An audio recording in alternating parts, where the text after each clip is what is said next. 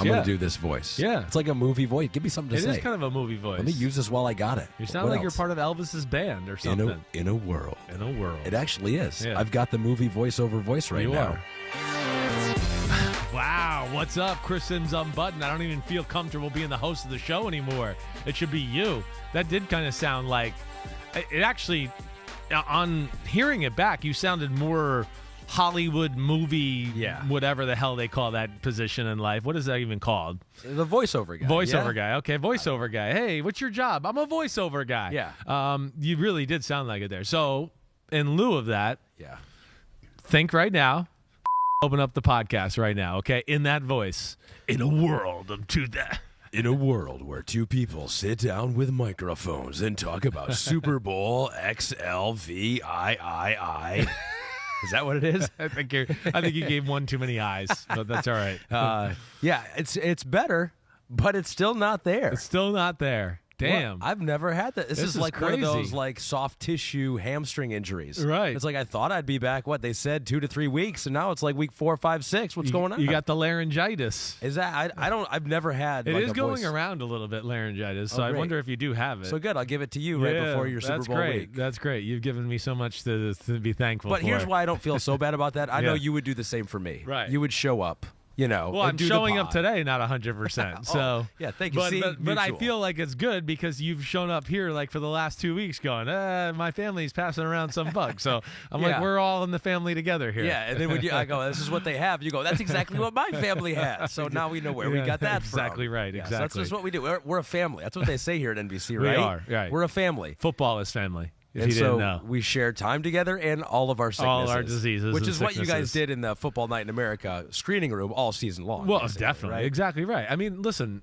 to be more of a family, I stopped brushing my teeth in the morning. I don't even put deodorant on anymore just to be like you. Yeah. Have you gone full bidet? Have you done that No, yet? I have not gone full bidet. You're missing I out. am still brushing my teeth in the morning, just so you know that. But we did find out that Florio doesn't brush his teeth in the morning, right? So wait, whoa. So hold on. Florio is not a morning brusher. He was very offended, too, that I brushed my teeth in the shower. Like, that was some crazy thing in the morning. Yeah. Wait a second. Yeah. I brush my teeth in the morning. Oh, you don't do it at night? Yeah, I don't do it at night. Right. I don't know which one's worse. Actually, I think his is... I don't know. Yours might be worse. What are you talking about? I just go to sleep. Like, no one's smelling my breath with at a night. whole day of shit in your mouth. Yeah. But at least now you know I brush my teeth just like 2 hours Poor ago. Kathleen does know. You want to know why you haven't any kisses? Some any intimate kisses lately? Yeah. That's why. I'm just letting you know. That's not a bad call. That's not a bad call. You know why she's putting those window greens next to your nightstand? Yeah, dropping hints. Dropping maybe? hints, right? Dropping mints. She goes. Rest your voice. That's why she's saying rest your voice now. She doesn't want me to breathe on her. It's all making sense. All right. Hopefully we make sense on this podcast here today. So what we're going to do here, we're actually not going to get too deep into the Super Bowl because there's been so much that has happened news-wise throughout the league. Right. And we've got some Ask Me Anything questions from the homies that do dabble a little bit on the Super Bowl, but the touch it. Our Monday pod, which we're going to let you behind the curtain here, we're actually going to tape it. Later this week. today. Yeah, later today. Yeah. So you'll get your analysis on the Super Bowl. Right. So if you're wondering why my voice still has not gotten any better on Monday, that's the reason why. So this pod here. And we're wearing the same clothes. Exactly. This pod's going to be about the big news. So let's get into the big news. Let's Ready? do it. Yeah. And there's no bigger news than what happened in the middle of your show today with Mike Florio. Tom Brady says, sayonara, so long.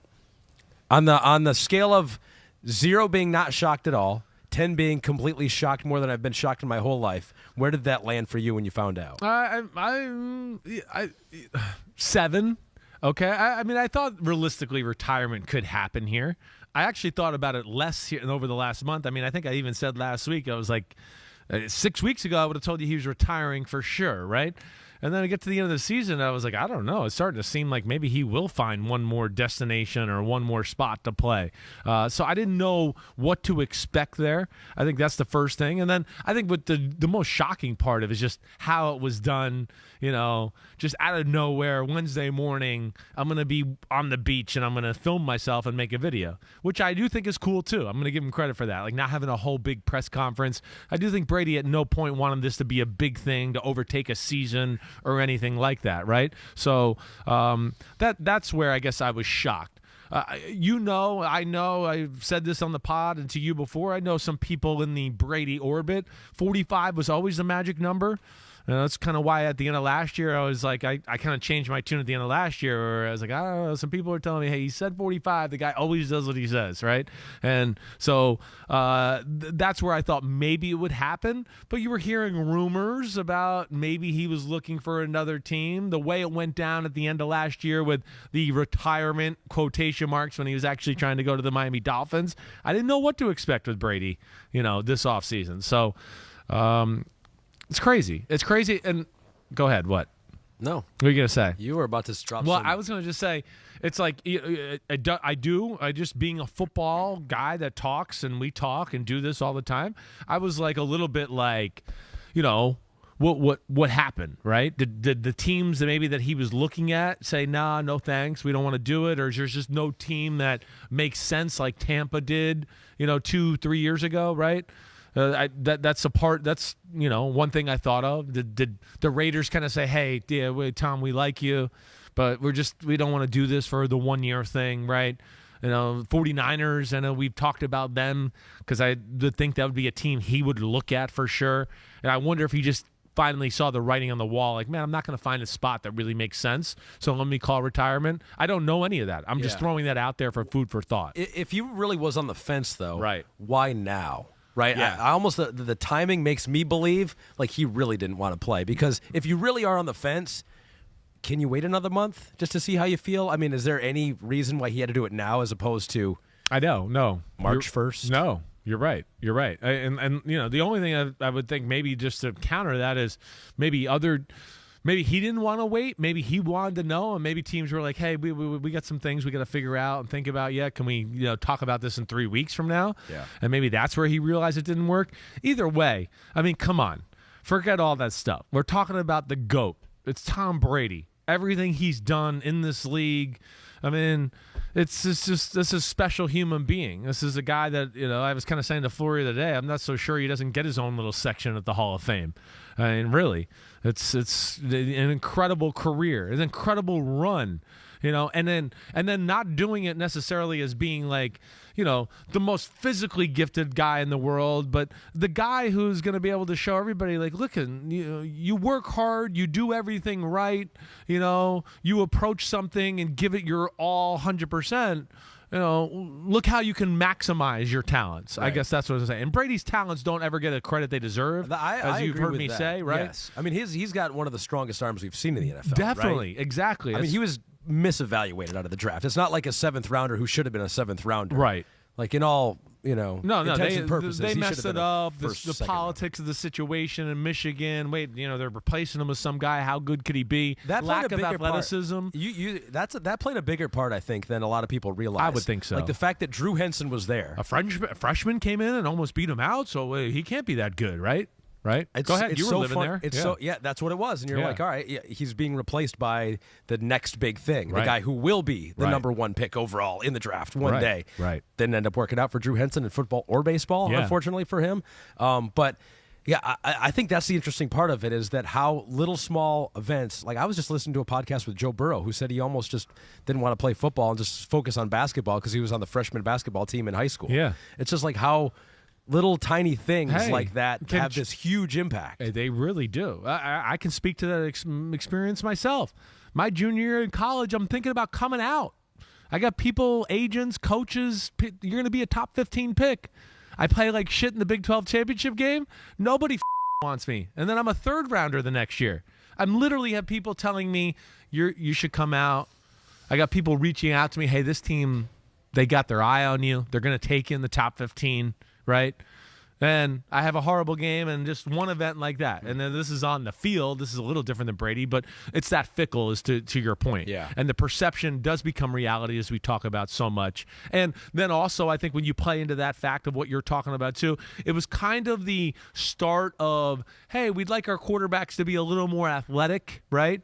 And he wasn't that. And, of course, he ran a 5.28 or whatever it was, right? So I think with all of that played it. But the one thing is his arm, his ability to dissect defenses and diagnose that the right way is what made him special. And then his ability to be clutch in big moments. That's the biggest thing.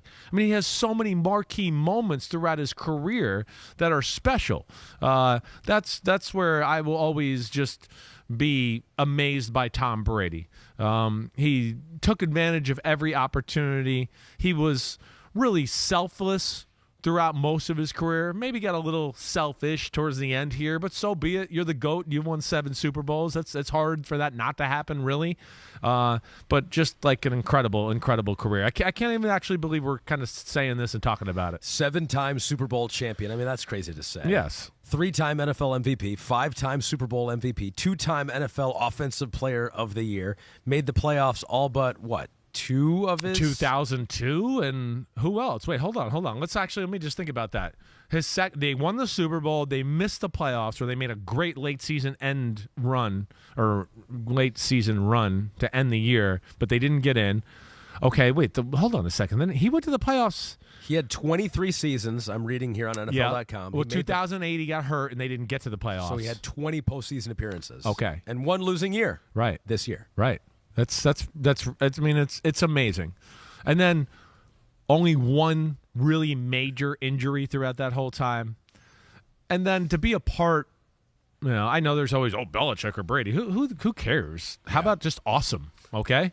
I mean, 20 years of just, I don't think we'll ever see a team ever replicate that again. I mean, literally to where, like, every year we're like, well, they're going to win the Super Bowl. Oh, they'll at least be in the Super Bowl. Oh, it's the playoffs. They're going to make a run, and they're going to be close to getting the Super Bowl. Oh, watch out for the Patriots. Oh, watch out for the Patriots. Watch out for the Patriots, even when they weren't the favorite. I mean, come on. I don't know any time in our history of and actually sports in general, maybe Michael Jordan in the mid-90s, where it was just kind of a given for a while, where you're like, the Final 2 or Final 4 is going to have the Patriots. And as good as the Chiefs have been over the last 5 years, they're, 25% of the way there? Exactly. Well, yeah, it's great. They're having a historic run themselves. You're right. And it's not even in the same class, right? They got a lot of work to do in the Super Bowl department.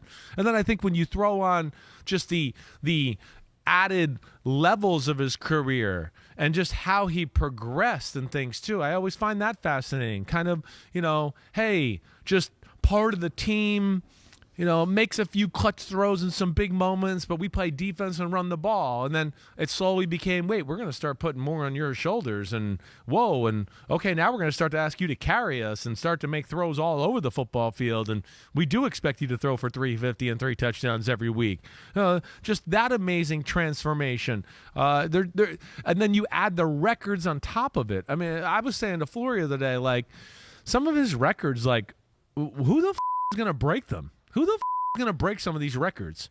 It's just like, for that long, that kind of success, like, he's going to have some records that I think are going to be like, Hank Aaron, Babe Ruth home run, where you're going to be like, man, it's 50 years later. Nobody's even coming close to them yet. And he's still the man. So that's where I think it's awesome as far as the total legacy of Brady as well. That's interesting you bring that up, because the way the game is played, you mentioned the shift in the game. It does seem unlikely that you'll have someone have the longevity. We've never seen it to this point anyway, even with the way the game was played previously. Yeah. And so no one's played into their 40s, let alone mid-40s. No. I mean, you're going to start to see quarterbacks play to their 40s because of the way the rules are set up. I mean, come on. I mean, but it's like there's more on their plate, it seems like, for most quarterbacks. There definitely There's a little running element to almost every new quarterback's game. Maybe Joe Burrow's the exception. Yeah. But I mean, I hear what you're saying. You're right. I mean, he's true pocket passer. There's no double threat of him kind of doing that way. And that's, again, where, hey, the team helps out in those departments too. Can you be protected? Can your coaching staff be good enough to always put you in spots? And he was, benefited from that, of course. But yeah, it's incredible what Tom Brady has done. And, they're going to have a whole Hall of Fame show just for him, really, almost in a way. It's that special of a career. It's that much greater of a career than any quarterback. The career itself is absolutely amazing. Like, you always hear those things where people go, "Oh, he could have had 2 Hall of Fame careers." Yeah, he arguably could have. He Yeah. really could have. And then, the finishing touch of going to Tampa and winning the Super Bowl that way, where you're like, wait, quarterbacks don't go to a team and win the Super Bowl the first year, right? Let alone the Tampa Bay Buccaneers. Exactly. Like a team that's Chris Sims couldn't even win I there. couldn't even turn around that plays. Right. Yes. So, yeah, I mean, a perennial kind of loser or bottom-of-the-pack type football team to change that culture, do it in the first year, beat the Chiefs and all of that, just adds to the lure. So it's Tom Brady. Yeah. See you later. Congratulations. You were the man. I know people think I might have been a little bit of a hater on you, but I just keep it real. I wasn't going to say that exactly, but I was going to say you do such a good job, and what makes you so good is you separate the player from the environment. You separate the talent from the team's talent. Right. And so I don't think you will think that he was necessarily the most talented quarterback ever. No. I mean, still top 5 or 10 maybe exactly. with all that he does. Yeah. But his accomplishments, you can't say you can't he's even, not number it's not one even, it's now yes. and maybe forever. Yeah, it's the most accomplished football player in the history of the sport. The only one I think that can even really rival is like Jerry Rice at wide receiver, where you just go, oh, he's got all these records and everything, and he really dominates the position. When you look at the position and then who has the records, man, Rice has so many of them. Brady's the same way there. Yeah, but a little bit like Jerry Rice in that way. Is it necessarily the most physically gifted guy I've ever seen? No. As you've heard me say before, in their prime, do I think he's as good as Aaron Rodgers or Peyton Manning or John Elway? In their prime? No. I think their prime play, I would rather have him. But nobody danced around their prime for as long as Tom Brady did, right? And then got to a stage in his career where I was like, man, he's old. He's just looking to check it down and doesn't want to make any mistakes or any big plays anymore. Doesn't want to do anything like that. And 2014 changes that around to where he became a different player. I mean, on the Cincinnati year, to where all of a sudden it was like, whoa, here comes Brady from 2007 again. He's striking downfield and just throwing with no fear and doing all of that. That was another aspect of him that I just, found fascinating about his career. You put it really well. You said that no one can do more with more than Tom Brady, That's especially right. late in his career. That's right. You give him something around him, he's going to take you to heights that you didn't even think were possible. Exactly maybe. right. Exactly. So now the Bucs need to do more with less. Yeah. What do they do? I guess they were already thinking this way because Brady was unlikely to come back there. Right. But I do wonder what they got. Blaine Gabbert is the number 1 on their depth chart right now. Yeah, they're gonna make a move. I don't know what that'll be. I mean, they're they got a whole bunch of things they're kind of reorganizing there with no Byron Leftwich anymore. So they're going to kind of get to figure out just what kind of system they want to run. What do they want to do on the offensive side of the ball? I know there's the talk out there that Brady was going to come back to the Bucs or nobody, right? There was a few, Jeff Darlington, who's had a lot of Brady scoops and all that. I don't know if I buy that. That sounds good. That sounds like something Brady's camp told Jeff Darlington to make sure it sounds good to the public, right? And I'm not trying to disclude Jeff Darlington's work. I think he does a great job. It's just that, I'm not going to buy everything the guy says, certainly. And I am interested to see if it comes out over the next few weeks if he tried to flirt with a few teams or gauge some interest before he, made this final move to retire. So the momentum was growing towards a maybe Brady going back home, San Francisco 49ers. Just seemed like it was setting up, It did seem like it was setting up. So now, what do you do if you're the 49ers? Because Brock Purdy is still weighing his options on his elbow. Looks like it's going to be a lengthy timeout. I would be shocked if he's back. If it really is a UCL tear. Right.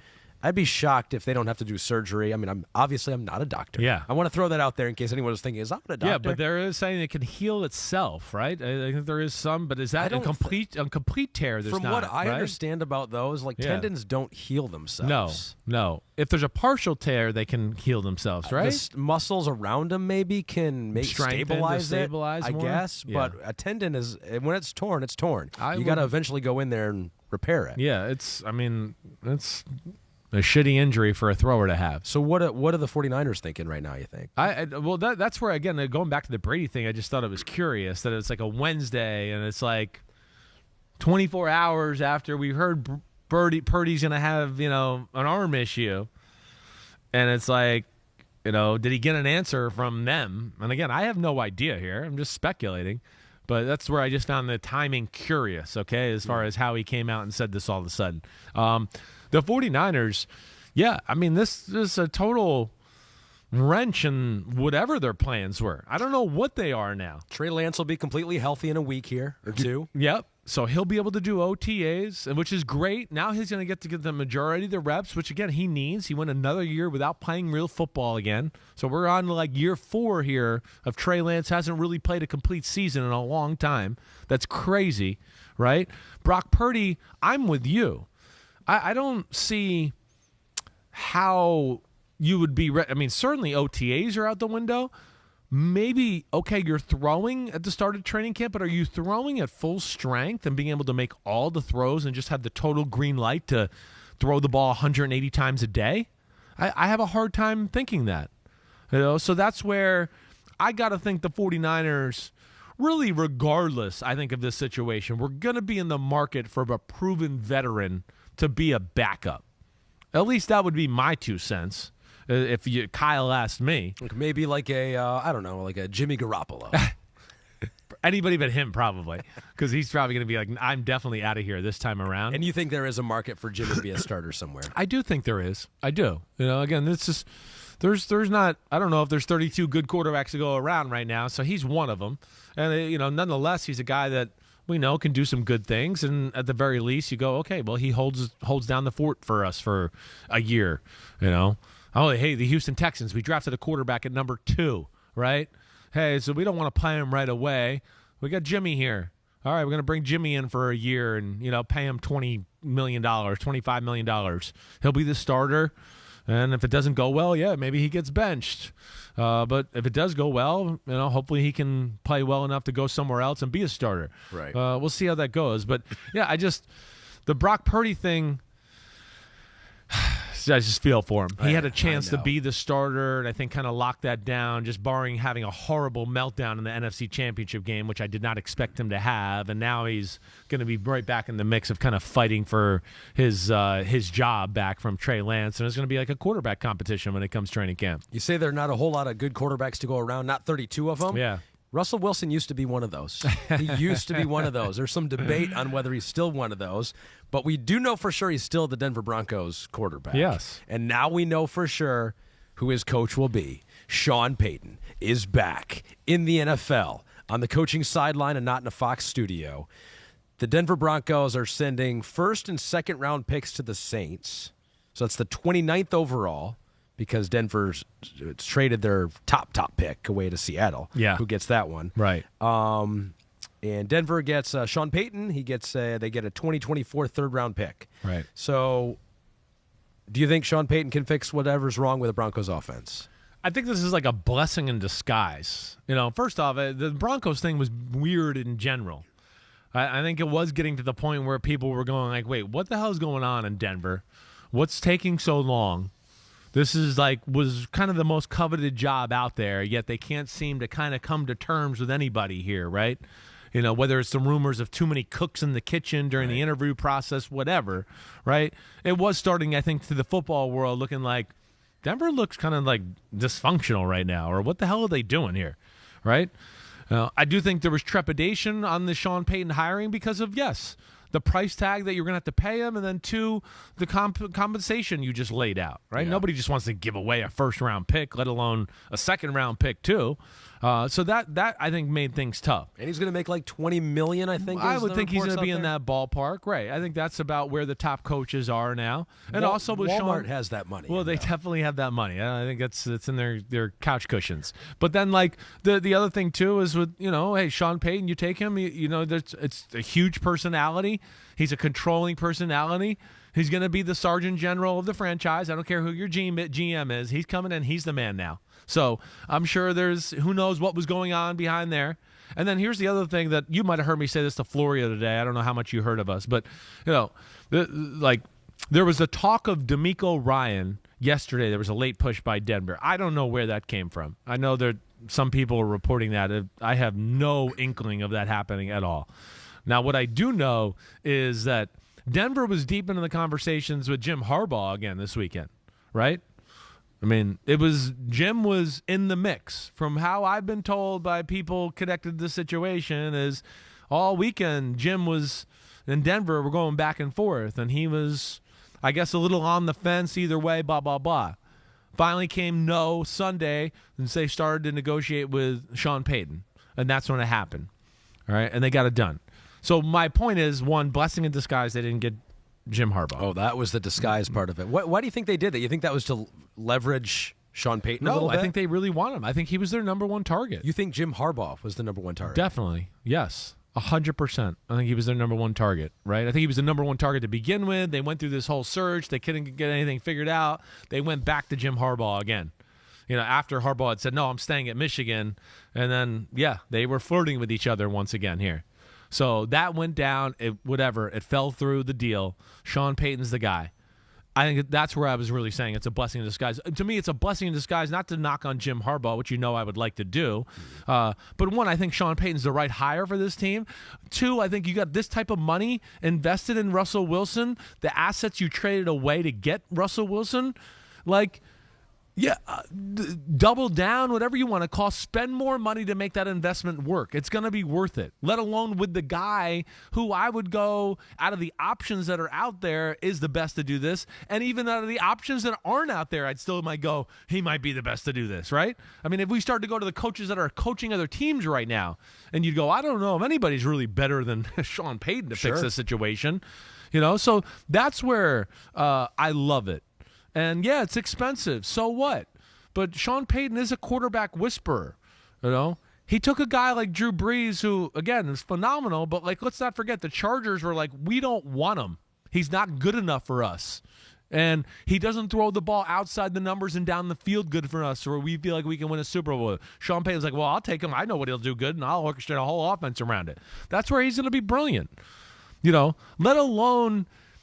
This is the lost art of what people don't realize with great coaches is their ability to build confidence within the team and then within players, right?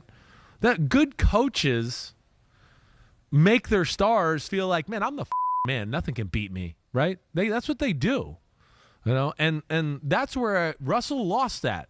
Whether it's after the injury in Seattle, and then, of course, this year, it's like a double whammy. And I think Sean Payton can build him back up to at least get him as close as anybody could to the old Russell Wilson we used to see. Sean Payton has talked about Russell Wilson since being hired. NOLA.com. NOLA?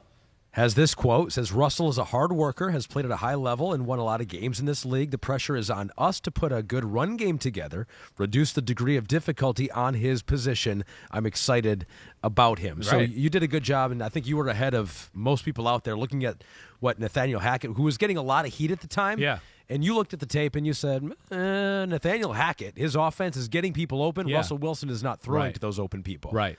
Do you think Sean Payton will be able to get that out of Russell Wilson? And, what will he have to do? If the guys were open, then they were doing their job. Yeah. How do you get guys more open, or I guess just make Russ trust it? That's what it is, what you said. And see, this goes back again to the building of the confidence.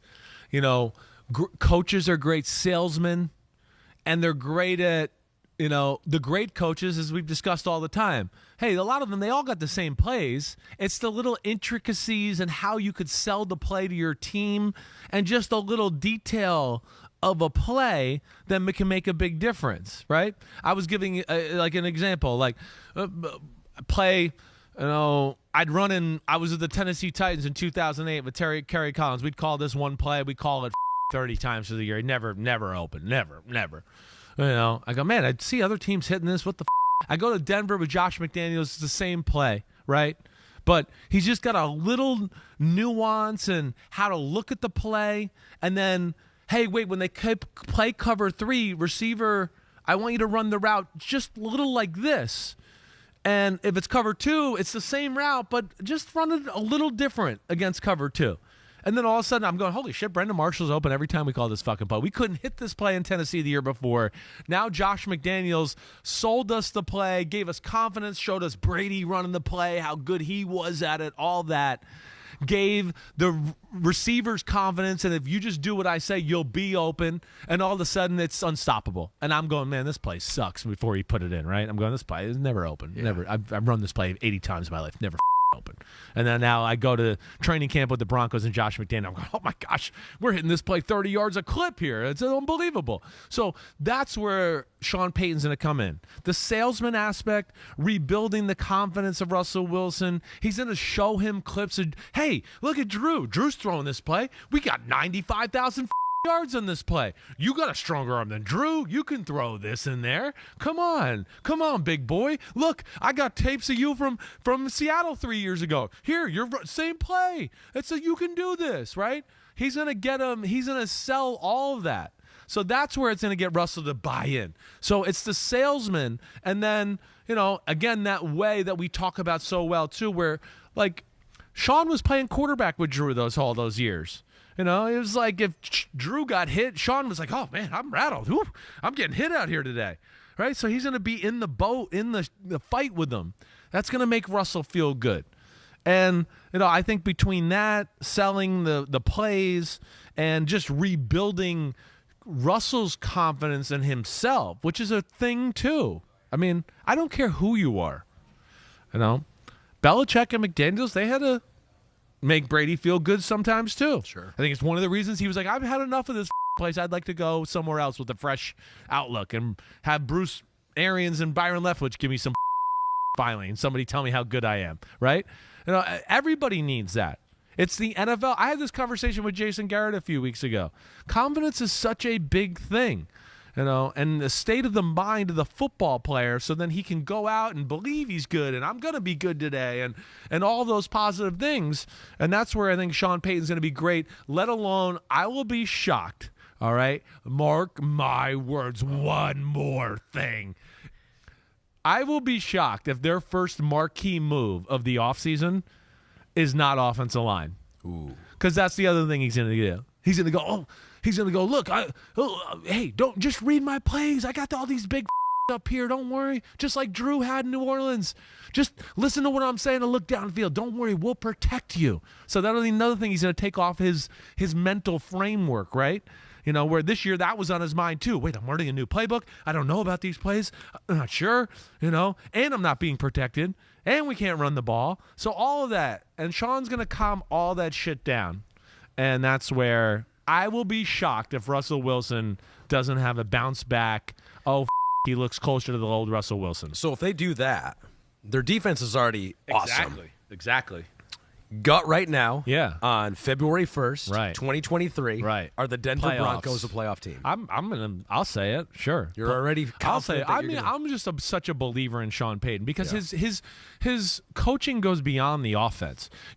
Like a Shanahan or a McDaniel or whoever, McVay. Andy, they know also because they're so good at offense, they also know what makes a good defense, right? So that's why those guys always have these good coordinators, right? Because they're like, man, when I play that guy, he's annoying. I can't figure out his rules, and they do some things to me that always give me problems, right?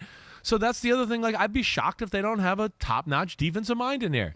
Whether that's a Vic Fangio, maybe he'll come back. I don't know, or E.J. Evero, who was there, right? But he's had guys like Dennis Allen, right, in his past as a D coordinator. Had Greg Williams before that, who was a very good creative defensive mind. So I'd be shocked if he doesn't bring that. And Sean always brings a toughness and a physicality to his team. For a guy that throws for 5,000 yards a lot, his teams were always physical. And I would be. They will be in the playoff conversation next year. Right. Maybe I don't want to say playoffs, but playoff conversation for sure. Well, okay. I'm backing off. Totally backing off. February like 1st, that just took all the 4 thunder minutes away. later. Pete, if you share this clip on social media, cut that last part because that is a total backtrack. Here's one for you. February 1st, 2023. Will the Houston Texans be a playoff team next year? Because they have a new coach as well. Boom. DeMeco Ryans. I won't go out on a limb with them. I won't do that. DeMeco Ryans goes from being a great defensive coordinator with the San Francisco 49ers to being unknown as a head coach now with the Houston Texans franchise that has ruined the careers of many a coach now over the last handful of years. I think we quickly forget how good they were for how long with Deshaun Watson. Yeah, and Billy O'Brien. Right. Which is like where I'm still like, why doesn't Billy O'Brien get considered as a head coach in the NFL? It doesn't make sense to me. Like that division ran through the Houston Texans for a handful of years, 5 years in a row, even maybe. before Deshaun Watson. They were going to the playoffs with T.J. Yates and people like that. So, yes. So maybe DeMeco Ryans is the guy to get him back. Right. I'm always curious because just because you're a great defensive coordinator, this applies for offensive, defensive. Yeah. He seems like a motivating guy, and Right. you don't know until you put him in that position. Right. But it does seem like a different skill set going from offensive coordinator like Nathaniel Hackett to head coach. Didn't work out. We've seen it before. It is a different skill set. What's your gut tell you on DeMeco Ryans? My thoughts are going to be positive. One, a little, hey, I'm affected by where he came from. Of course I am. I'm a believer in the guy that he learned from, and Shanahan. Do you know DeMeco that well? Just in passing, really don't know him like on a personal level at all. But this is where the 49ers have built a special culture out there. And black, white, you see they're getting all these compensatory picks, right, because of minority hirings. I think they got 3 this year just because of Rand Carthon, who's the new GM of the Titans. Oh. And then if you get a second one, you actually get an extra. So now they have 3 compensatory picks in the draft at the end of the 3rd round. But it's because Shanahan himself is a great communicator. And therefore, he knows people that are like that and are going to fit what his culture is. There's a reason Robert Saleh, year 2. Oh, whoa, the Jets' big turnaround. Mike McDaniel down in Miami, a little weird guy, but oh shit, Sid, he's good. And he does know how to communicate. Might be a little different than Robert Saleh or whatever else. And this is just where I think DeMeco Ryan will be like a chip off the block that way as well. Great energy, a great defensive scheme that is, you've always heard me say it, it's sound and has just the right amount of, creativity splash in there as well. And then so I think that, let alone he wanted to be there, being drafted by the Houston Texans, being a kid from the South, that to me is always important too. He's invested in it. This was his dream job, and I think we all kind of saw this coming at the end of last week and thought this was going to happen. But I'm happy for him. I like Nick Caserio, the GM, and I think he's done like a pretty damn good job of like all the meat and potatoes. They don't have difference makers yet, so they got to do that. But this to me feels like the first time where they have a coach where I go, okay, they got a coach. This isn't a 1-year rental or some other bullshit plan that's in place that we're just, Do we know that? A 6-year contract is the first thing you know. It's funny. I didn't actually know how many years it was.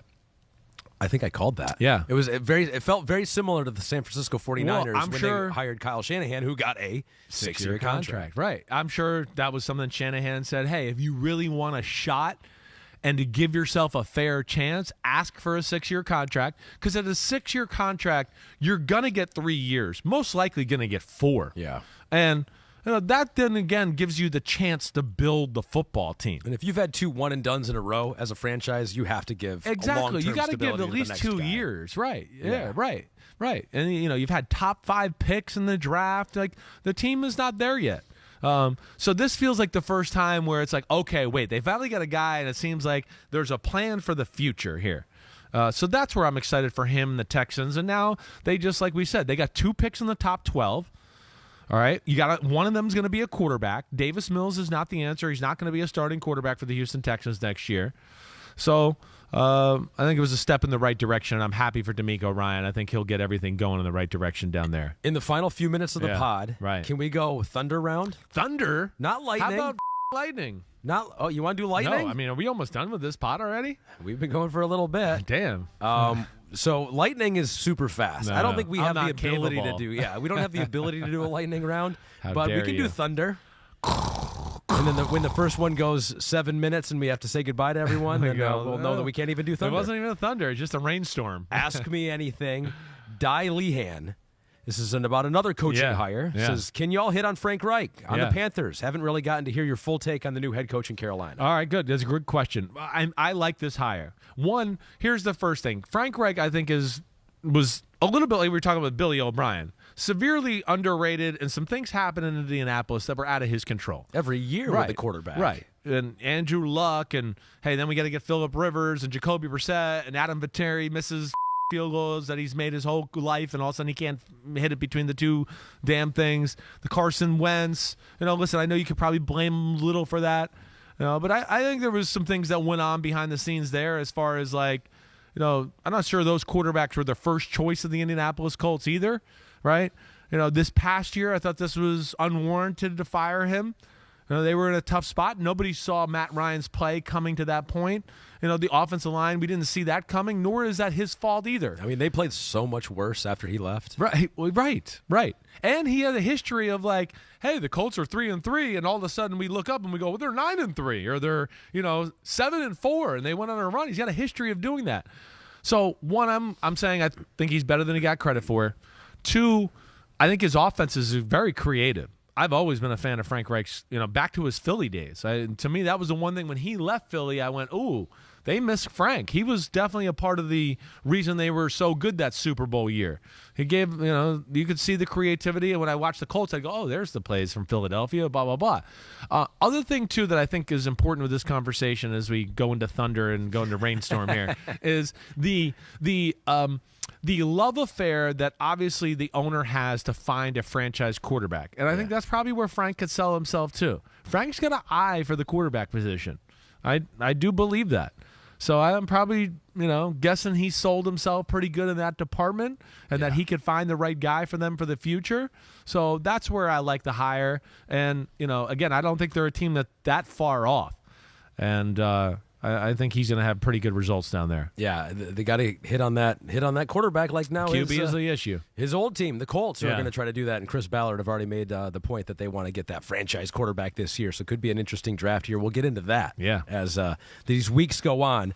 Something we talked about on the last pod was the offensive and defensive lines and how maybe the offensive lines have really struggled this year, and that's why scoring was down. Right. Sambivalent01 says to you, Chris mentions the refs helping, quotes around helping the O-line because of D-lines being more talented nowadays. Is this a recent thing, or is it just because O-line is more reactive, difficult of a position inherently? I think it's a recent thing. It's gone to another level recently in the last few years. It's something that I've talked about this. Again, I'm not trying to give myself credit as I came up with this out of thin air, right? These are conversations I've had with coach friends and things like that where, I've had coaches and things over the last few years go, we can't even find 5 good ones to block for our quarterback. We got 10 linemen, and we can't find 5 good ones to go against the 4 we got to play this week, right? And I think more of it is, the popularity of the sport. It's easier to play D-line, right? There's more mental aspect that goes into O-line. I'm not trying to disrespect anybody here, but O-line is more about working as a unit, communicating, doing all that. Hey, wait, we were changing this play. Oh, wait, they lined up like this. We got to change how we were going to block this, and we got to be on the same page right away. Defensive line's easier. Yeah. So, therefore, that transition's easier. You know where you're going on the defensive line. You know where you're going, right. And there's just more guys out there that are big and fast, and if you just do that, you'll be good, and right? And there's more of that than, hey, the guy who can wait. They moved and stemmed the front, and now he's got to be able to. I don't have to block the guard. I got to kick out to the tackle, and oh wait, they're twisting, and I got to pass it off. Well, and it's something we talked about on the last pod. Right. There are those that are super smart on the defensive line that are those big dudes, and they do keep those guys on the defensive line. And I think there are a lot of those guys that could handle offensive line, right? Smart enough to do that, right? But they're so big and so fast and so strong, they keep them on the defensive Definitely. line. There might be more of those guys. I don't disagree with you there. I mean, the Chris Jones and the Fletcher Cox of the world, right? Yeah, they could play offensive line. They're definitely smart enough to play offensive line, but they're physical freaks. So it's wait, sure, you could protect the quarterback, but those 2 huge human beings can't block you, so we kind of like you to do that one. And they can mess up a game. Well, as an offensive lineman, it's very difficult for you to mess up the other team's game. Exactly right. So there's great value in that. All right. I think, this popularity of the sport has added more freaks to go into those positions, especially defensive line. There's always 1 or 2 kids in the draft who's I didn't really play football till sophomore year in high school, and he's a defensive lineman more times than not, sure. Right? Or it's just they were just yeah, he's big and fast. Just put his hand on the ground, tell him to go get the guy with the ball, right? And then I think the conversation we've had around this too, the colleges are not they're not doing the NFL any favors. This goes back to where, I rag on the Big 12 at times and the Pac-12 and all that because I want to go, they run one run play, so they have no clue how to block in the run game, and they run one pass protection their whole careers. So then they get in the NFL, and it's like, oh, you went to that school? Damn, he won't be ready to play for 3 more years. Oh, you went to that school? Oh, damn, we got a lot of work to do with you. You don't even know how to do this. You never pulled as a guard in college. Never pulled as a guard. And right, so that's the other problem. You're limited from your pool of schools to go, wait, these teams have like pro-ready offensive linemen. And that's an issue. And hey, listen, holding was a big thing, right? That last Mahomes scramble, right? With the Orlando Brown controversy there, right? Yeah. I don't think it was holding. Listen, if they called holding, I wouldn't have been shocked. I wouldn't have called it, is all I'm saying. But I mean, like, I could watch that game back, and again, just for like to put people at ease here, like the Bengals got away with holding more than the Chiefs did in the game. If that makes people feel any better, right? They did. They held way more. So if that was holding, and okay, we'll call it holding, the Bengals still won that scoreboard. All right, that's all I'd say. But yeah, I think that's a little bit of the thought into that whole thing. I like this AMA. I'm reading these, and I'm like, hey, this is what you do in the off season. Yeah, it's kind of giving me like some like off season kind of great. Can expand on some other things. Yeah, right. I don't know why I just threw that in there good. now. Thanks for throwing that in there. It was good. It sounded good in your announcer voice. Yes, I like. We like getting your ideas. We like you helping us fill the rundown as we go. So a couple more here. I'm trying to see which may be the best ones to do. Let's do this one. I can do them fast. Come on. Okay, get them all. You want to keep going? Do it. All right, Hunter it. White. Yeah. I've seen a lot of Panthers fans comparing the Bills' weapons to what Cam Newton had on the 2015 Panthers. What team do you think had better weapons? Trying to think. I mean, the Panthers that year is Jericho Cotchery, Teddy Ginn, Greg Olsen was probably their best receiver, right? 1,100 yards for Greg Olsen, right. Pete says in my ear. Gosh, I think the Bills, but it's not by much. Yeah, it's not by much. Quarterback's doing a lot of work in those Quarterback's offenses. doing a lot of work is the point. That's exactly right. And in some ways, I would tell you that the Panthers had probably a better run-blocking offensive line. So at least do that. They didn't have a great all-line. But, yeah, that's another example of a quarterback. Yes, his physical attributes are what making the team go a little bit, or at least that side of the ball. It's funny how all of a sudden people are starting to realize this though a little, right? Have you noticed this sway a little bit? I felt like it was like, oh, Josh Allen, he didn't beat Joe Burrow, blah, blah, blah. And I don't know. Again, I'm just going by kind of little things I see on social media or, on like highlight shows and stuff like that, where I feel like people started to finally like go like, maybe Buffalo's weapons aren't that good. And then the narrative will be, well, we always kind of knew that it was more Josh Allen than their weapons. But I think people look at the fact that Cole Beasley came off a practice squad with the Bucks and is starting in a playoff game.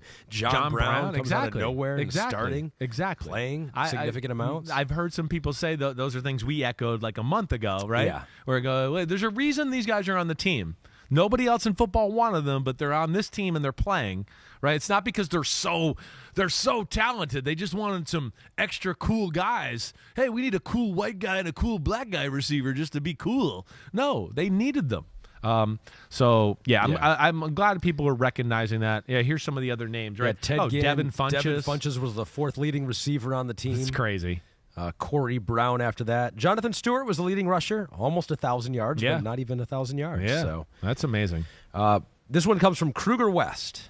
How come Kyle Shanahan can make Brock Purdy look so good, but Mike LaFleur in the same system cannot make Zach Wilson look good? Yeah, well, this is one where, I think you can chalk it up to go, like, Mike LaFleur doesn't realize what he doesn't know about. He doesn't realize what he doesn't realize, or I don't know if I wanted to say that yet. He doesn't know what he doesn't know. I'm butchering that, I think, altogether. But either way, yeah, I just think that, again, this is kind of back to our Sean Payton thing. The good OCs know how to sell plays, are creative, know how to attack rules of a defense. And I just feel like, LaFleur was a little bit more of just like, hey, this is a cool play. We're going to call it. Hey, this is a cool play. And there was no rhyme or reason to it at times. And I also think hey, really great offensive coordinators a lot of the times, they hide some of their secrets. Like when I was in New England and McDaniels on a Monday, okay, we're done evaluating the prior game. And now it's Monday and Tuesday, and it's time for the new game plan, right? Josh McDaniels went in his room and locked the door. He wasn't like, hey, receiver coach, hey, but come in here and let me show you how all my tricks of how I come up to screw over this defense we're going to play next week, right? He would just come out with a game plan. And these guys are smart. They are realizing, wait, I'm a good coach, so somebody's going to want this guy to be the coach. Do I really want to let him know every detail and trick of my offense and how I break things down? No, I think there's an aspect of that goes along with it, let alone Shanahan's special. Just because he worked for him, it's like just because you play backup quarterback, do you become for Tom Brady? Do you become Tom Brady? No, it's the reason Shanahan's Shanahan. This one, let's stay with the Jets here. Yeah. Jets Joe 73. Yeah. Rodgers on the Jets equals Super Bowl? Question, exclamation, question, exclamation. Hey, Jets Joe 73. Is that Joe Klecko over there? It's big Joe Klecko. Maybe. But I don't think I do think it's I feel like this is I have no inside knowledge here, but I do feel like this is going to be a thing here. I think they're a team that looks at themselves and goes, we're ready. And they can't rely on Zach Wilson for all the obvious reasons. Rodgers, the Nathaniel Hackett, combination there, I think is going to be intriguing. And I don't know, reading between the lines, I get the sense that Green Bay does kind of seem like they're ready to move on. So we'll see where to go. I found it even kind of funny with Rodgers kind of bringing up it seems like there's trade chatter going on without me, right? That was kind of funny. He made a comment yesterday. But yes, I think I'm not ready to say Super Bowl, but hey, the Jets they're real damn close. That's for sure. And Rodgers certainly would be able to take them to a place they haven't been here in a while. Now the real important stuff. Examining the physique or appearance of players out there. Josh Wilson says, who was the best-looking guy you ran into in the hotel lobby in Kansas City? And Pete notes, is there a story here? Did you meet a person named Josh Wilson? Well, if he wasn't that good-looking, okay, because I don't remember him. Let's see. I'm trying to see. I'm trying to think of what guy Josh Wilson would it be. I had a few nice. This guy did you run into this guy? I did run into that guy. You did. I did. Yeah. Josh. Hey, Josh. You are good looking. You're right. But you just slightly lost the good looking award. But yeah, I do. I recognize him. Did you see any players? He's a good dude, Josh. He really is. What's up, Josh? Josh, shout out to Josh. But I do always like when you get to actually hang around teams and players. Yeah. Because you go, oh, he's bigger than I thought. Right. Or is there anyone that, your last playoff game that you looked at and you were like, oh, he's built different than I kind of thought? The Chiefs have a lot of those guys, right? We've talked about the Jaguars a lot, and, of course, that's why I picked them to win every game the whole year, right? But the Chiefs, that was the thing, and I don't know if I actually said this to you or not. I don't even think we got to do a pod and really discuss this, is the look of their team was so different than when the last time I saw them 2 years ago. And that was because Orlando Brown, who's in the conversation for the biggest human being you'll ever see in your life. Sure. Joe Tooney being there, right? That changes the look of their team. Creed Humphrey at center, right? So none of these guys were there 2 years ago. Yeah. And then even Wyatt Smith at right guard, he wasn't there. So that Juju is a way bigger human being than people realize, okay? And then Chris Jones is a giant. He's the best-looking 6'6.5", 340-pound guy you've ever seen in your life. And here's two guys that, to me, really stood out, that made me look at them differently. And they're going to have to be special in the Super Bowl. The two linebackers, William Gay and Bolton. Ooh. They're bigger human beings than they look like on the football field. Taller and thicker in person. And, of course, they're extremely explosive. But, yeah, they got the look. They really do. And then when you add in the two rookie corners who are both like praying mantis at 6'3", and they're an impressive-looking team. Are they impressive as the team they're going to be playing? No, maybe not. Yeah. But it's certainly up there. I'm interested to hear what you have to say about those linebackers and Gay and Bolton. You're going to have to wait for Monday, where Chris and I will be wearing the same thing, and my voice will not have recovered at all to hear that analysis. Let's move on now to the Big Butt Awards. Let's do it. It's time to give out some awards, so let's play some music at the end of this pod. That time. Big butts and we cannot lie. The Big Butt of the Week Awards. Time to give some love to these big guys. Some tushes. A couple sacks, forced fumble. He's a butt-ting superstar. High school. Give it to him, Ahmed. One butt cheek. And this is why you're the big butt expert of the world right now. So it is time. This is Championship Week Big Butt Awards. These are the most prestigious Big Butt Awards we have given out all year. Right. And will be that way until after the Super Bowl. Yes. Congratulations to Carlos Dunlap of the Kansas City Chiefs. Edge guy. Now, Hassan Reddick, I definitely could have given it to Hassan Reddick. Definitely. He ruined that game. Maybe the biggest play of the weekend, biggest play maybe of all season long. Right. So you get runner-up, yeah. Hassan. Congratulations. But I had to give it to Carlos because his 7 pressures were the most for any edge guy over the weekend. And he got his first playoff win in his 13-year career.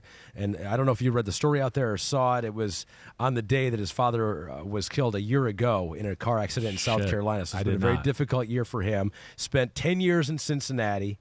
Played last year in Seattle. Signed in the offseason with Kansas City.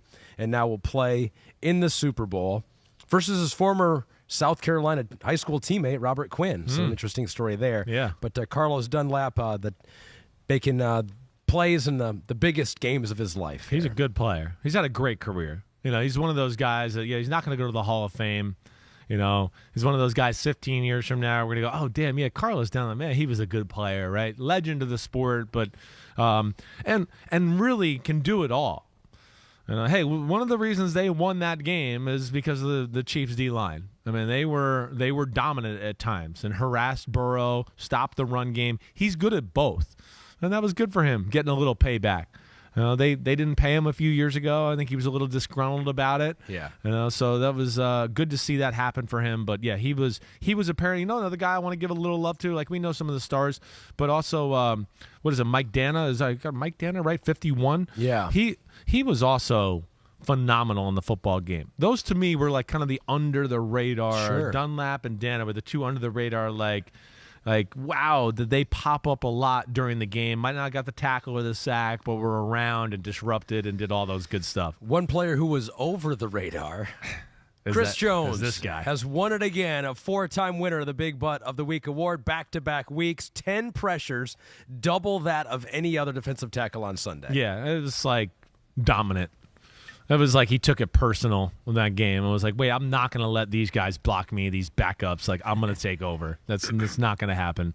Yeah, good to see him get the 2 sacks. Too much was being made about, oh, these are his first sacks ever in the playoffs. Like, he's up more plays in the last few years than just about any D lineman in all the playoffs, maybe other than Aaron Donald. So it was good to see him squash that. And just another key aspect of the game, and he's going to have to be crucial in this one once again. He is.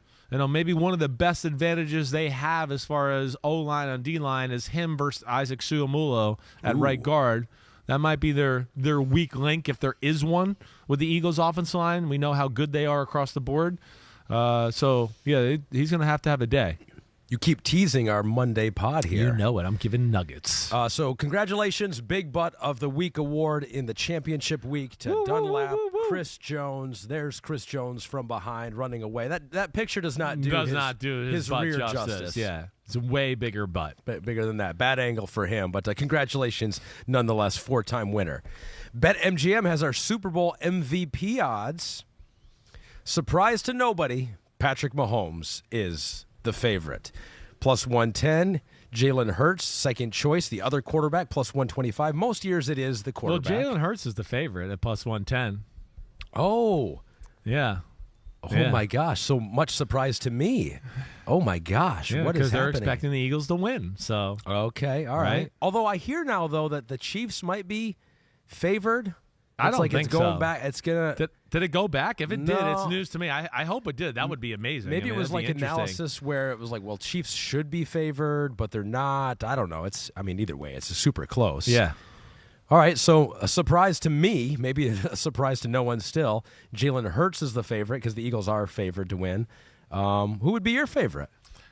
Well, it's always the two quarterbacks. Always. I mean, it's not my favorite thing in the world. Honestly, there's been some quarterback MVPs over the last few years where I go, no, that's wrong. That should not be that. Just because he's the quarterback does not mean he was the most valuable player. But the two quarterbacks are, of course. If I had to go after that, though, I think the guy that I think would be next most likely, I would probably say A.J. Brown.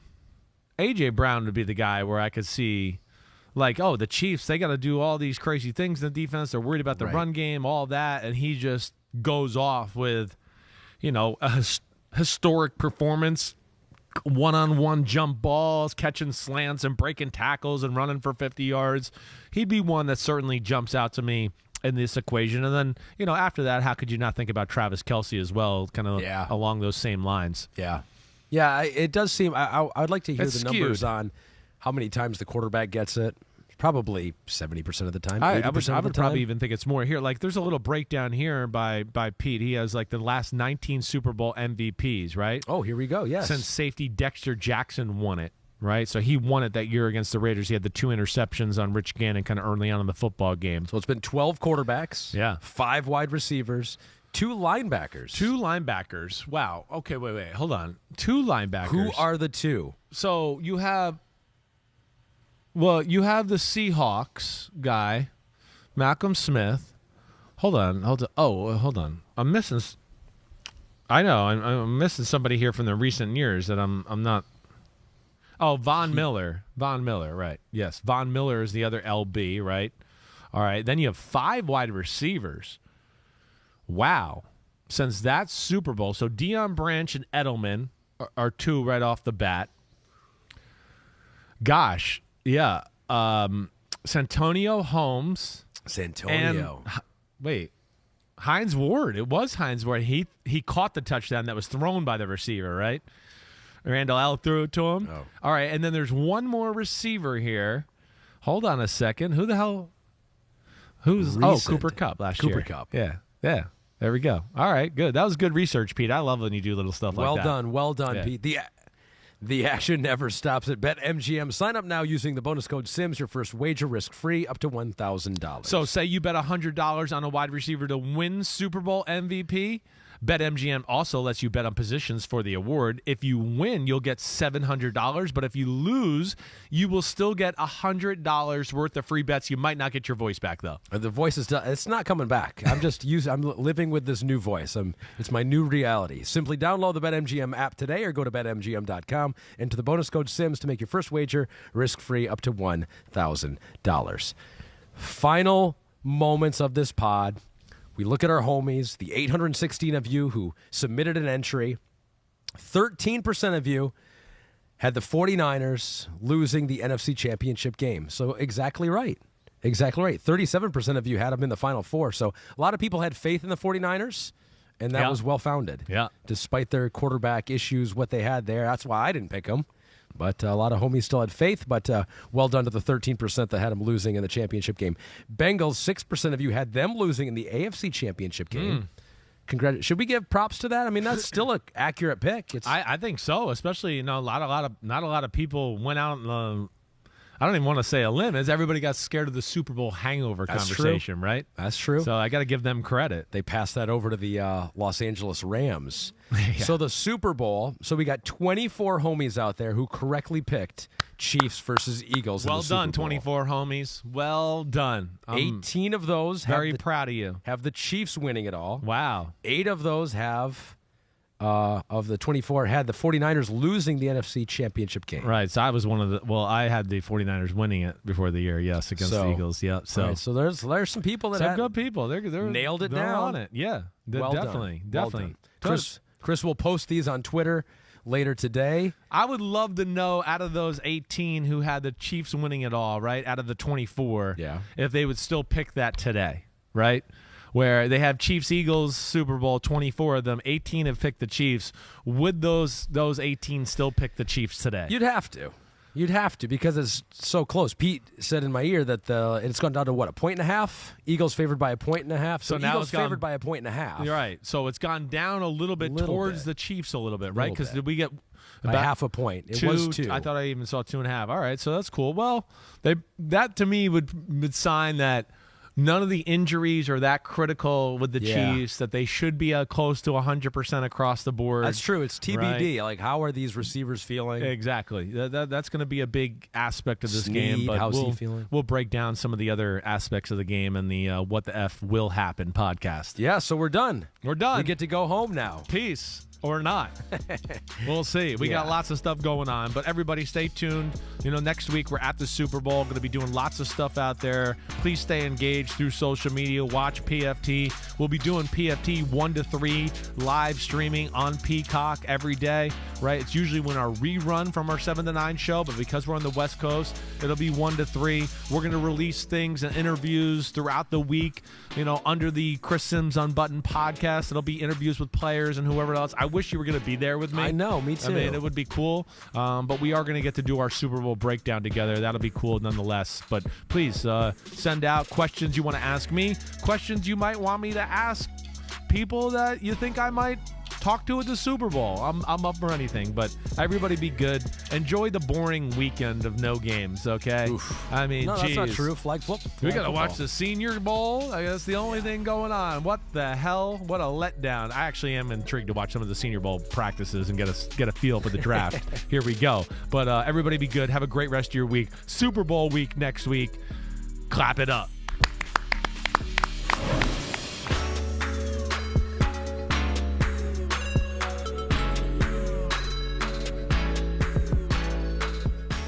Thanks for watching, homies. Hit subscribe to see all my Unbuttoned videos. You get to see me, Ahmed Fareed, all the big player breakdowns, game breakdowns, player interviews, and my film analysis. So please subscribe. Chris Sims Unbuttoned. Peace out.